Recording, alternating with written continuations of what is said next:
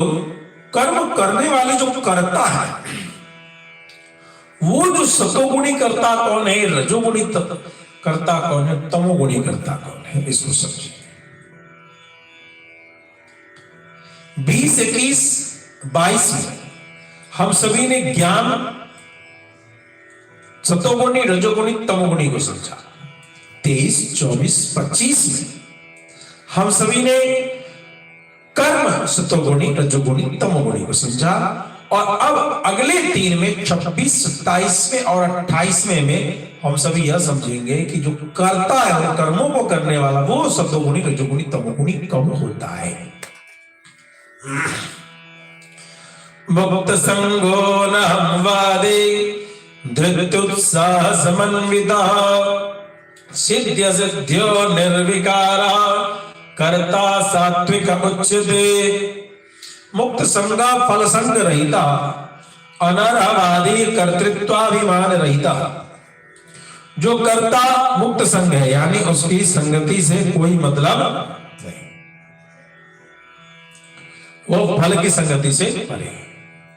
अनरहवादी कर्तृत्व अभिमान रहिता, वो जानता है कि मैं इसको करने वाला नहीं, वो स्वीकार ही नहीं करता कि मेरे में इसमें करने का सामर्थ्य। जैसे हनुमत लाल जी से पूछा श्री राम ने कि बताओ लंका में क्या, किसने लंका जलाया, कैसे, क्या तुमने किया, बताओ। तो कहता तब प्रताप महिमा भगवान, मैंने तो कुछ किया ही नहीं, आपके प्रताप से सब हो गया। ऐसा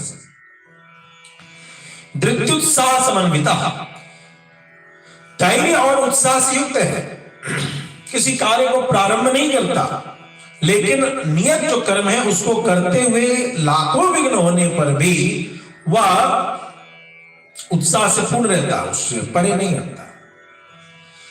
अपने निश्चित कर्म से परे लाख लोभ आने पर भी अपने नियत मार्ग का त्याग न करना धैर्य है।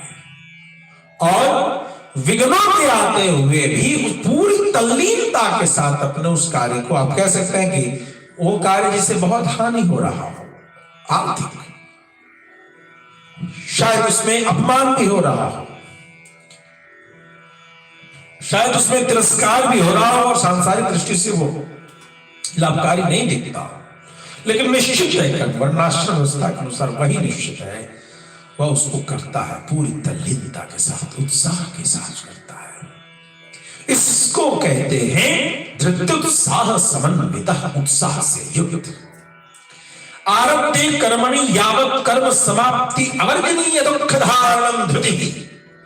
कर्म के प्रारंभ हो जाने पर भाष्यकार भी यावत् कर्म समाप्ति अवर्जनीय दुख धारणम, जो दुख आना ही आना है उस दुख को सहन करने का नाम धृति।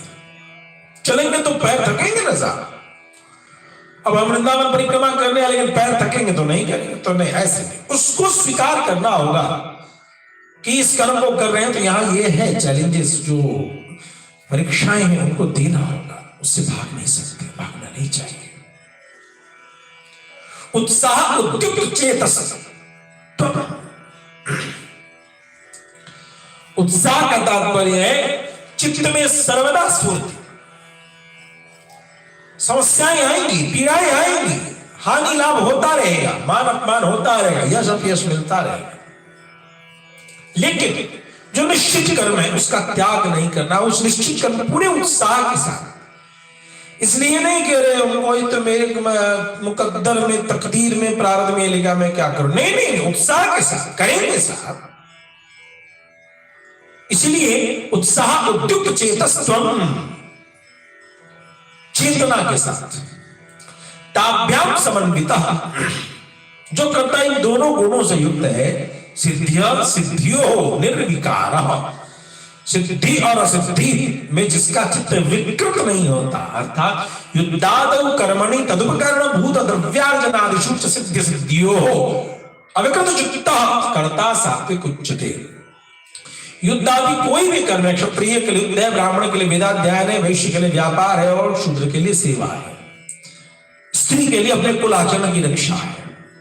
इन सभी कर्म में और उसके सहायक रूप द्रव्य उपार्जन आदि कर्मों में होने वाले सिद्धि असिद्धि में जिसका चित्त विकृत नहीं होता, ऐसा निर्विकार करता सात्विक कहलाता।